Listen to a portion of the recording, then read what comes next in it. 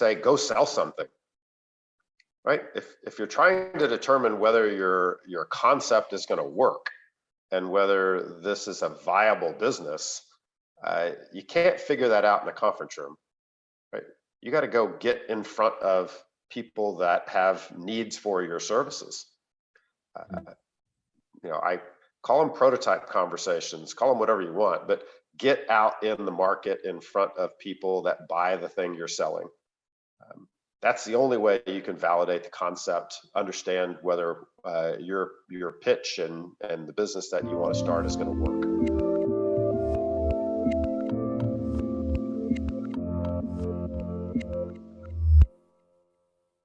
Hey everyone, this is Devin Miller here with another episode of The Inventive Expert. I'm your host, Devin Miller, the serial entrepreneur that's grown several startups into 7- and 8-figure businesses, as well as a founder and CEO of Miller IP Law, where he helps startups and small businesses with their patents and trademarks.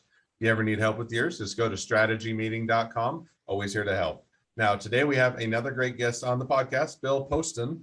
Bill, we're going to talk about a lot of fun things. So management consulting, how to start, scale, and otherwise sell professional services businesses, which is a very good discussion in and of itself, because I think a lot of times it is hard to, especially on the scaling and selling of a professional services. And we'll talk a little bit about the difficulties there, but also how to make it successful. Some of the models that people use that may or may not be worthwhile to pursue and may or may not be successful, and how to build a business that isn't built around a business. And so that will be an interesting discussion, as well as not to grab growth unnaturally. So a lot of good discussion points, excited to have. And with that much as introduction, welcome on the podcast, Bill.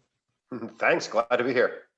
Absolutely. So I just went over a lot of I think will be great discussion points, but maybe before we dive into that, just introduce yourself a bit to the audience as far as why you have experience and background in this area and why you know what you're talking about. Thanks. So I am the CEO of the Launchbox. The Launchbox is a business that is a platform for starting new professional services firms. Management consulting is my personal background and an area of focus for us. But we've also started a marketing firm, a leadership development firm. We're looking at engineering businesses, anything that is really driven by people. And I spent 27 years as a management consultant, 10 years at Deloitte Consulting, which I consider to be an extended apprenticeship that gave me a foundation and the experience and the capabilities that I needed to launch my own firm, which I did in 2004. That was a management consulting firm focused on helping large branded product companies improve their ability to bring products to market. So very niche set of services around product development, innovation, and the engineering process.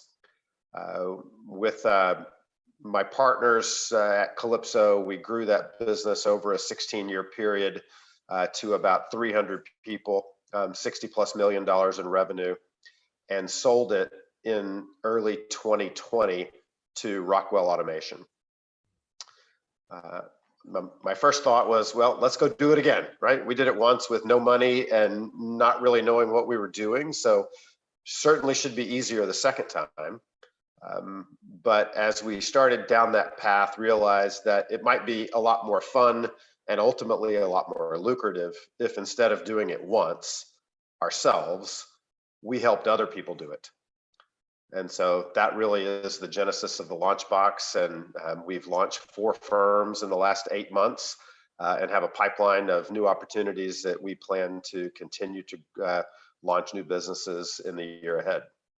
Awesome. Well, no, that's definitely an awesome background, and definitely gives you some experience in the topics at hand. So, well, now with that, let's dive into it a bit, and I know I'll preface it a bit. So I think that it's interesting. I like the idea of talking a little bit about professional services firms, because as opposed to, so you take what would be a normal product firm, or, something that has a physical, tangible, hard asset. Hey, I'm selling widgets, I'm selling, whatever that might be. it's a bit easier to, at least sell off the business or otherwise scale it or sell it off to others, because what you're selling is what is a product, maybe intellectual property around it, your customer list that is buying it, in other words, buying the product. But it's just easier because it's not as directly tied to a lot of times an individual or to the relationships that are built, and vice versa. When you get into the services industry, you're very largely driven by relationships. In other words, who do you maintain relationships with your clients? Do they like working with you? Do you think you're competent and all of those things? And it's great as long as a person that has those relationships are around. But when you go to sell the business, it makes it a lot more difficult, because when you sell it, you're no longer around. The person that has the relationships is no longer there. And the person that comes in maybe doesn't appreciate the relationships, certainly is coming into it cold, maybe, or may have a different or style or approach. And it just makes it much more difficult to have any successful exits of a service-based business, other than if you have a very long transition period to where you bring someone on and 15 years later, you finally remove yourself. You can transition those relationships, but that's not what most people want to do, and they're looking to make an exit. So within that kind of as a setup, when you're looking to start, scale, and otherwise at some point sell a services-based firm, what are some of the thoughts, or how do you go about approaching that? Yeah, so I mean, what we try to do is begin these businesses with an exit in mind.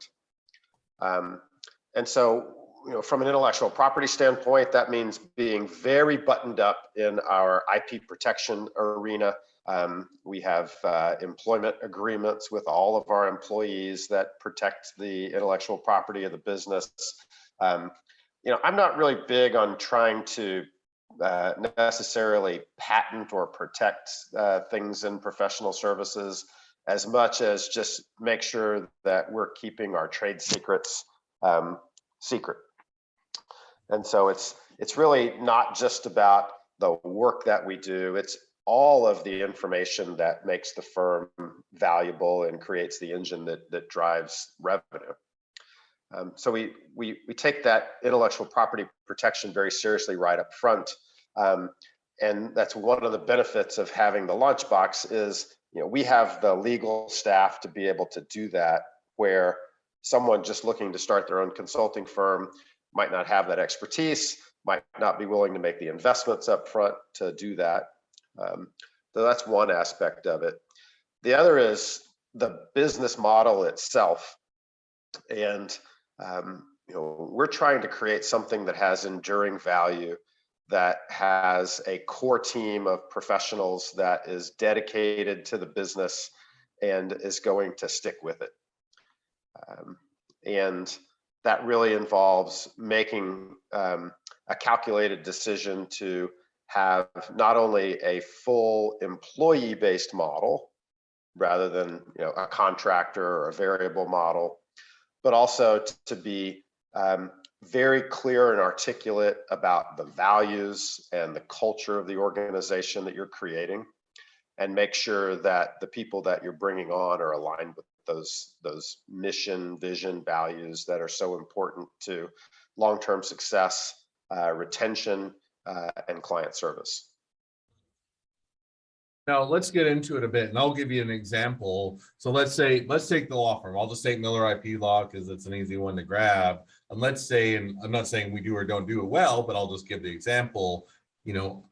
All the relationships revolve around Devin Miller, in the sense that I work with all the clients. I'm the one bringing them in. I'm the rainmaker. I have all that, maintain great relationships, reach out to clients on a continual basis, maintain those. And now let's say I want to start with the end in mind. If I want to set it up that someday I'm going to retire, whatever that day may be, and I want to not just make a good living while I'm running the firm, but also have an ability to sell off the law firm when I'm done, and somebody else will take over. So if I'm looking at that in mind, and let's give an arbitrary 20-year timeline. So I say I'm going to work for the next 20 years. I want to retire. I'm not going to say how old I am. Well, I'll say I'm 37. So let's say by 57, I was going to say I'm not that old, so I can still say my age. But I'm 57 by when I want to retire. So I want to retire a little early, but I want to make sure that after I've spent 20 years building this firm, or 23 at that point, I have something that I can also sell off or make a good exit on. So if I would take that as you say, take the end in mind, I've given you, I want to retire at 57, want to sell it to someone else. I want to make it as good of exit as I can. What are some of the things that I should be thinking about as I'm setting it up to kind of that end in mind? So the first thing you have to recognize is in order to sell something, you actually have to have sufficient scale to be of interest to a potential acquirer. Um, and so I talk to a lot of people on a week-to-week basis, and it becomes pretty clear to me in the course of my conversation that what they really want to do is start a lifestyle business, right? They want to check out from the big corporate consulting world, and they want to downshift and be able to make a good living, but they're not really committed to scale. And Now, let me ask one thing on that, just because I can see where you're headed. But let's, if I were to play, and as you might guess, as attorneys like to play devil's advocate, if there's a lot of people or a reasonable portion of the population that is looking for a lifestyle business, can I set up my firm, or we'll just continue on with Miller IP Law, that it's a lifestyle business for me, but it also sets it up that I can sell it to somebody else that also wants a lifestyle business. In other words, should I be looking it up that I have to scale to a big degree to where it's, hey, another big law firm or a medium-sized firm is looking to gobble me up to increase theirs? Or can I look and say, hey, I want to set it up that in 20 years, I still have a lifestyle business, I enjoy it, it stays small, and I can sell it to someone else that also wants a lifestyle business. Does that make sense? It does. I'm just not sure how the economics work for both parties, because you're looking to exit and presumably continue to earn an income in retirement. And so now you have to pay not only you also have to pay your acquirer. And so I just don't know how you split that and still have sufficient value to accomplish your objectives in retirement. No, that makes sense. There's maybe one question I'd say now I'll give you, and I know I'm interrupting because it makes it answers my questions as they come up. But let's say on the other hand, I'm saying I just want to sell the business outright. In other words, I don't want it to be an ongoing, payment, so to speak. I just want to sell it for I'll make $500,000, and I'm saying that will exceed my retirement. I'll invest it in mutual funds or real estate or whatever I do. And so I'm just saying, hey, I'd just like to sell it. Is that still doable, or is it basically the problem that you often run into is that you're not able to reach it to a size of scale that it makes it reasonable as a selling point for the acquiring party? Yeah, I mean, I think in those situations at that scale, you're probably going to wind up with some form of structured payout. Maybe your number two or your most senior employee is the one that you want to sell it to. They're unlikely to have the cash to write you a big check. And so you're going to wind up with a structured payout, which essentially means they're buying you with your money, right? It's a great deal for them. If they can buy something with somebody else's money and then pay me with my money, then it's a great deal for the person buying it. Yeah, so you created the value. Those client relationships are going to be somewhat sticky even in your retirement, and the income from those is what's going to allow them to pay you. We're looking for people that have the ambition to drive these startup firms to $20 to $25 million quickly, right? 4 to 5 years. Let's get this scaled up with a full employee-based model where you have sufficient scale and sufficient partner leverage, where the value of the firm goes beyond just the founder, right? Founder may always be important. They may always be a big driver of revenue, but you need to diversify that. And in services, in a partnership model, we scale with partners. And there's a logical limit to how much revenue a partner can manage and still ensure quality of delivery and quality of service. And so I'm sure there are exceptions to this, but there are very few $25 million professional services firms out there where all of the revenue flows through one person. So now let me ask, because I'll give you a contention, at least, I don't know, contentious in the sense that, you know, it goes conflict into that. And in the sense that I work with a lot of startups and small businesses with the law firm. And one of the things, a lot of times, the reason people exit, you know, working for someone else is they want to maintain that control, or they want to be able to do their own thing, right? They want to captain their own ship. And it's not that they don't want to build a big company themselves, but they want to do it their way. And some of them are adverse to bringing on partners or to bringing on other people that are, you know, co-founders or managers. Some people love it and they're saying it offsets their talents, but for a portion of them, they're saying that one is, I want to be able to just do it my own way, not have to answer to anybody else. If you're that type of a person, should you just simply be looking for saying, I'm not going to be able to make an exit later on, or it's going to have to be a different type of exit where it's not going to be as lucrative or as big? In other words, you always need to have those multiple people, multiple partners, multiple owners or founders, or those type of things in order to make a business and scale? And just help us understand that a bit. Yes, I believe that's true, especially if you're looking for any kind of multiple on your business.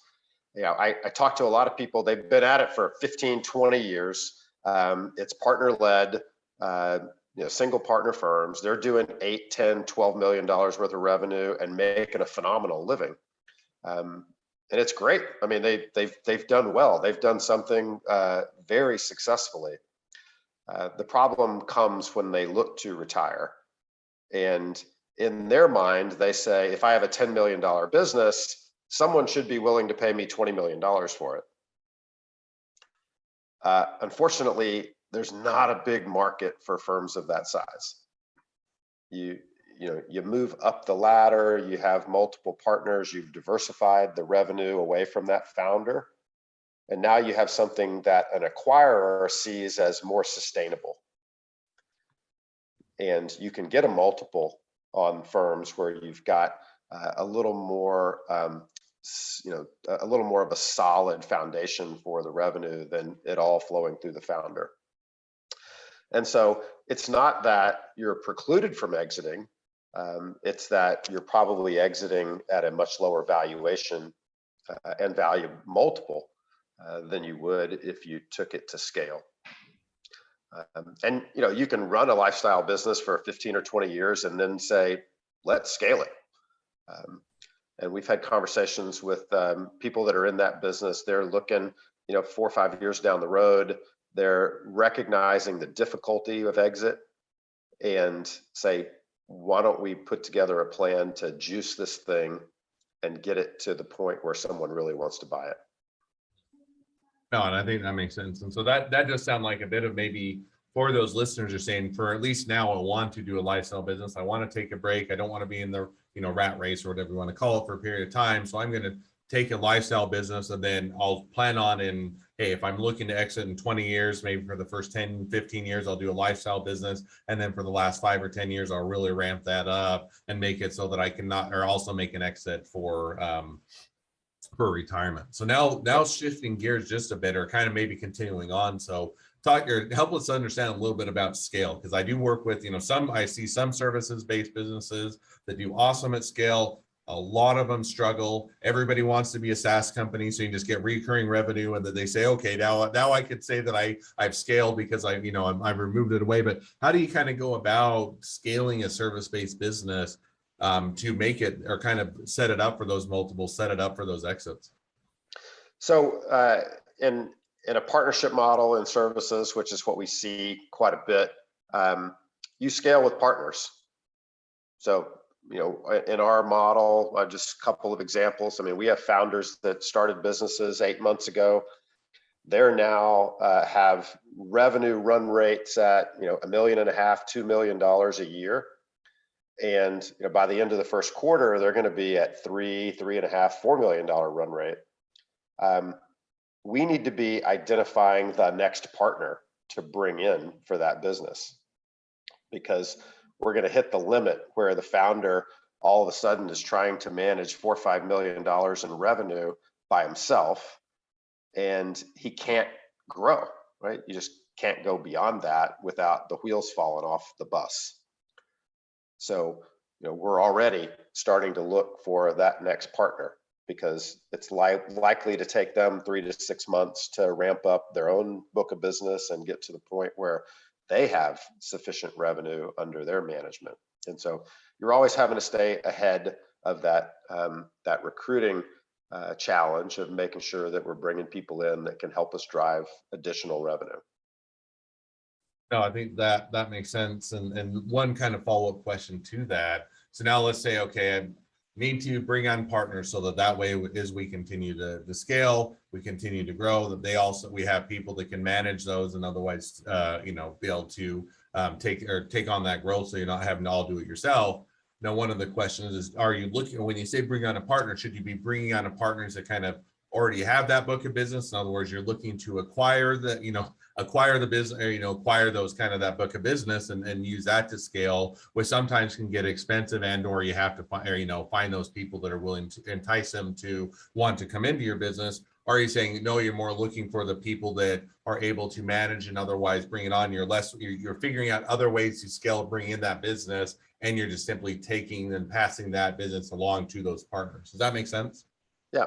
So, I mean, there's always an institutional lead stream associated with these organizations that can help a partner begin to build their own business.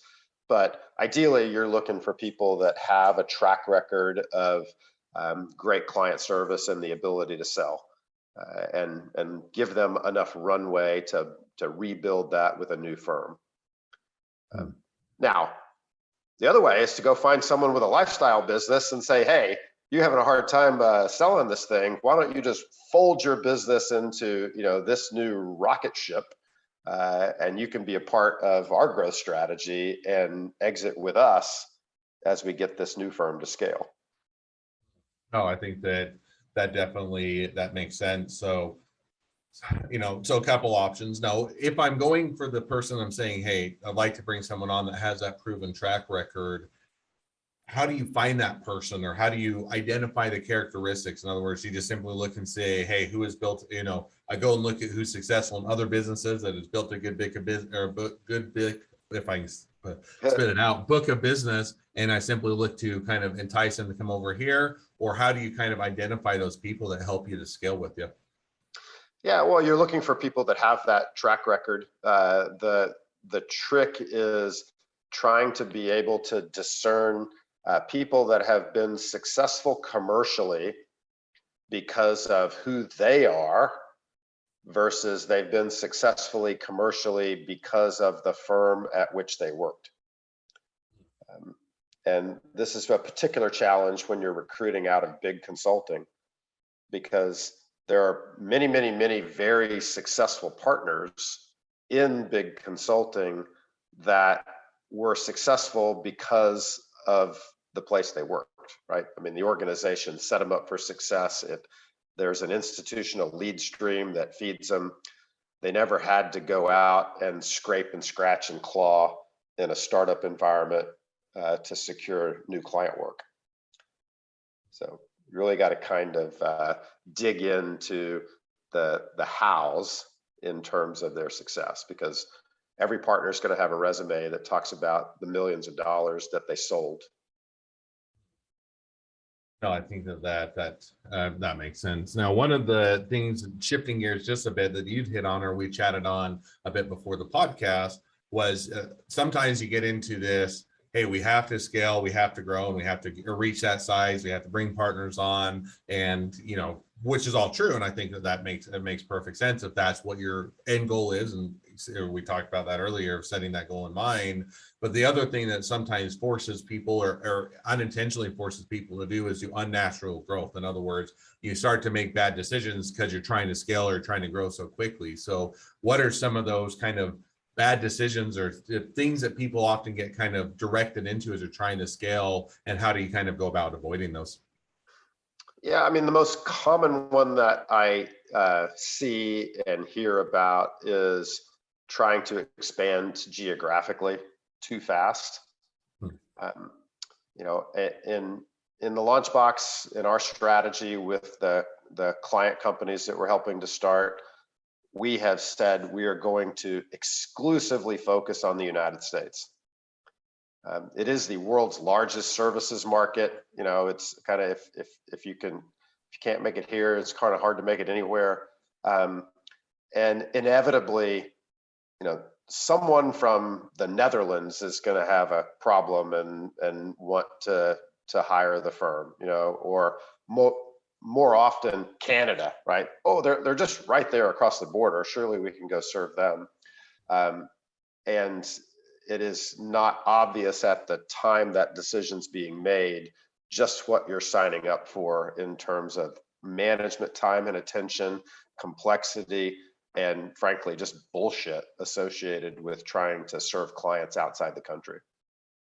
Oh, and I think that is enticing. And one of the other things that kind of came to mind as you were talking through that is the other thing that I've seen is when you're trying to scale is you also try and diversify into a whole bunch of different verticals or offer additional services or bring on additional services. And you're trying to say, well, what we'll do is we'll just expand our offering. We expand our offering, we're offering more services, more money will come in because we'll have more, different clients. And sometimes it's just, hey, you see what your competition is doing. And other times you have a client or two that asks you for those services and saying, well, if they need it, everybody else obviously needs it. So is that a good idea? And I have my preconceived bias, but I'll ask the question is, is that a good idea? Should you look to expand your services out or should you niche down, or kind of how do you balance that as you're trying to scale? Be very careful. If the more focused your organization is, the more success you're going to have.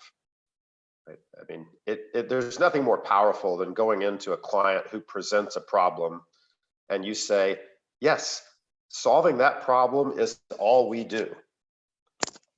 And we know your industry and we know this functional area, and that is all we do. That's a very powerful differentiator in a sales process.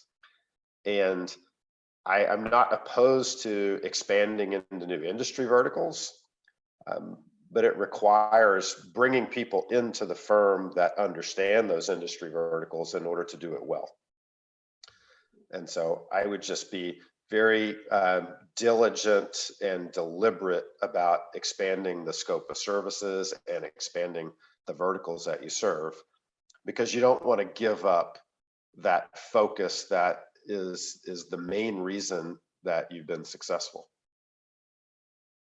Oh, and I agree. And I think that, sometimes it's enticing that it looks like you want to go after all those services that are going to drive in additional profit. Sometimes they are good. I mean, if you have the experience, the expertise, I think it's kind of hit on, it may be a natural progression to expand out in those areas. But other times you get kind of, as you're saying, you get over your skis. In other words, when you get over your skis, you tend to crash when you're skiing it behind you're skiing, and that, makes it so that you crash and burn, so to speak, because you get out into areas that you're not experienced or you don't anticipate, you don't have the ability to fulfill all of the service offerings that you're providing, and it can make it difficult. So it does seem like it's that balance of the one area, if you're experienced and you can offer those services, it may be a great opportunity, but you have to be very careful. Yeah. So anything else? Go ahead. And some industries are more like than others, right? There are adjacent industries that make sense, but if you've built a great business serving manufacturing companies, and now you want to get into healthcare, that's a leap. And that should signify a lot of risk and a cautious approach to that kind of expansion. No, and I can agree more. So now with that, or continuing down that, any other things that as you're looking to scale that are things you should consider, you should be doing, or things that you should, or red flags that you should be very careful or make sure to avoid? I mean, I hit on it a little bit in the comment earlier, but I'm a firm believer that if you want to scale a business, you need to do that by making commitments to your people and in using a full employee-based model. It goes a little bit back to the lifestyle business. I mean, a lot of people that want to run lifestyle businesses aren't interested in taking on the payroll risk associated with those commitments. They'd like to keep costs variable. They use 1099 subcontractors to deliver. But that is a bet against yourself, in my opinion, right? You're basically saying, I don't believe that I can drive consistent demand to keep my people busy. Therefore, I want to keep my cost structure variable. And that means you're ultimately going to be paying a premium for the talent that you are employing, and you don't really have anything to sell at exit, right? If a potential acquirer looks under the covers and you actually have no committed employees to deliver the work, there's no asset there, right? All that could just go poof and disappear tomorrow, because as soon as those contractors say, yeah, I'm not all that interested in working for the new company. I don't like their logo. I don't like their expense policy. I'm going to go do my own thing now. Now you've got nothing. So now, follow-up question to that: does that mean you should never use independent contractors, or you should never employ them, or is it a matter of for the key individuals or key roles, or kind of is there that balance where you should you say, hey, anytime we're going to hire, we're just going to hire outright and never use those people, or should it be more of a balanced approach, or kind of how do you consider that? Because I think if I were to defend this, a business, sometimes you're saying, hey, I don't want to bring someone on only to let them go in 3 months. And I need to get this overflow or surge of work done. And so I need that a bit of assistance. So for a short period of time versus if it's longer sustained. So is there a balance to that, or kind of what should they be thinking about? Yeah, I mean, there are 3 instances where I think bringing in contract help is perfectly valid and a good strategy. The first is at startup. I mean, we did it, but the reason we did it when we started Calypso was because we had no money. I mean, I couldn't make payroll. I couldn't make commitments to salaries because we had no money. We help the firms that were starting through the Launchbox solve that problem by providing them with capital that they need to hire people and get them busy in those startup months. But I mean, it works at startup, allows you to build your working capital reserves and get to the point where you're more comfortable taking on a fixed cost base.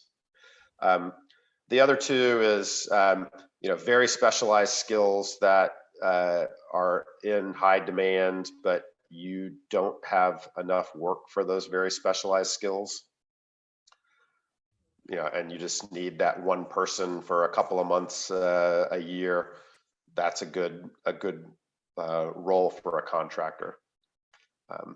And then burst capacity. If you got projects that are stacked up on top of each other, but you don't consider that level of demand to be sustainable, and you don't want to have to downsize once you're through the bubble, then yeah, I think it's a perfectly valid area where you might bring on some temporary help.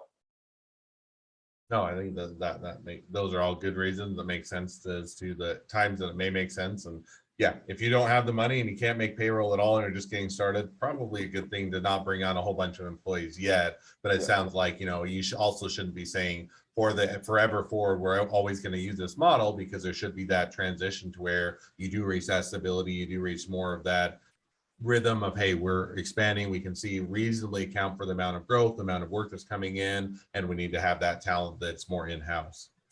Well, we could talk about this for, I'm sure, a lot longer. It'd be a great conversation. We'd have a great time, and people might start to say, okay, I've had enough. I need to get back to what I was doing. This is a lot of things I already need to implement. So with that in mind, if people are to say, okay, I love the podcast, love the episode, way too many things that I'm overwhelmed, can't get going on this all today. I need to scale. I need to get ready for an exit. I need to set my goals, need to look at my employment and how I'm setting all that up. A lot of things I could be doing, but if they were to just kind of say, hey, I'm going to pick one thing I'm going to get started on today, and it's going to be the thing that, if nothing else, I have a takeaway, what would that one thing be that they should get started on?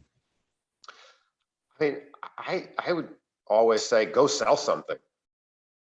Right? If you're trying to determine whether your concept is going to work and whether this is a viable business, you can't figure that out in a conference room, right?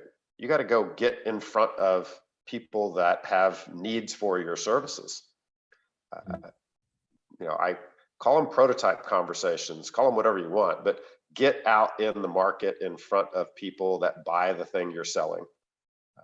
That's the only way you can validate the concept, understand whether your pitch and the business that you want to start is going to work.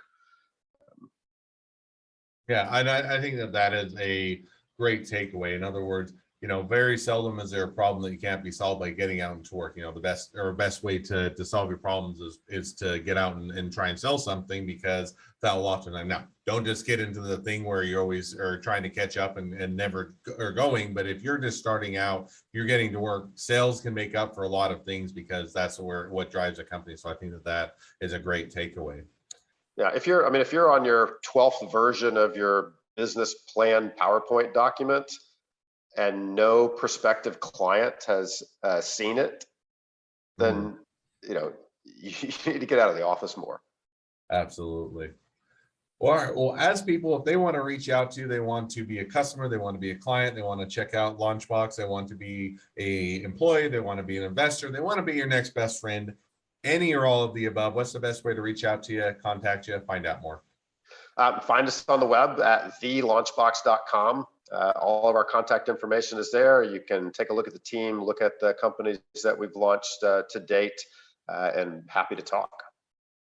Awesome. Well, I definitely encourage everybody to reach out, connect, and otherwise make sure to check them out, because I think it's a great resource. Well, thank you again for coming on the podcast. It's been it's been a pleasure. Now, for all of you that are listeners, if you can make sure to click subscribe, leave a review, and share with all your friends, because we want to make sure that all the startups and the small businesses out there have the knowledge and the ability to listen to the experts and have that ability to continue to grow and scale their business. And with that, thank you again, Bill, for coming on the podcast. It's been a pleasure, and wish the next leg of your journey even better than the last. Thank you, Devin.